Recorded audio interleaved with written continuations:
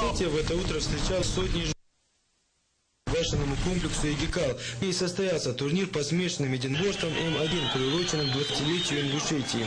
Всего в рамках турнира организаторами были спланированы 15 боев с участием лучших бойцов России, Болгарии, Испании, Франции, Чехии и Германии. До начала боев для собравшихся был организован праздничный концерт с участием звезд Ингушетии. Официальная же часть включала выступление первых инициативных. Добрый день, дорогие гости Ингушетии!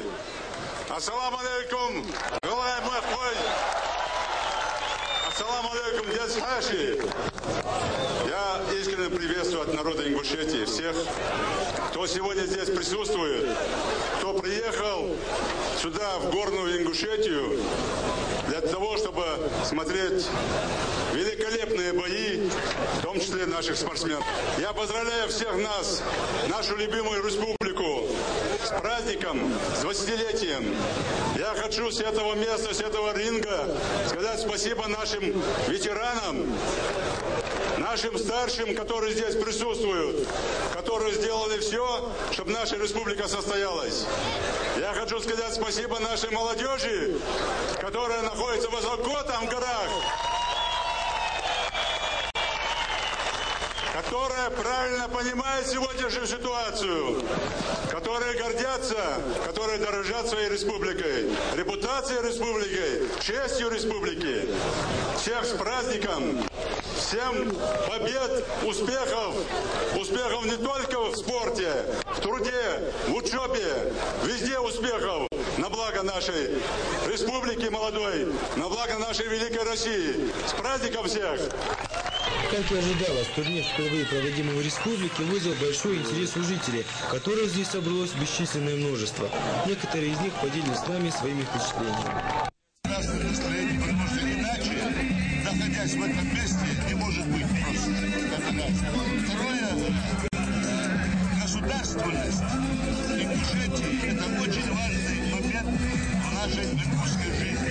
Поэтому, конечно, у меня радостное настроение, и я желаю ингушам и республике нашей процветать, идти вперед. Емельянка, ты чувствуешь, как по борьбе изучи. Сюрашки он даргу доши на очи. Я как джейр арбитр. Ему мероприятие, хотя бы 2 раза в год ходить к Ервенчах.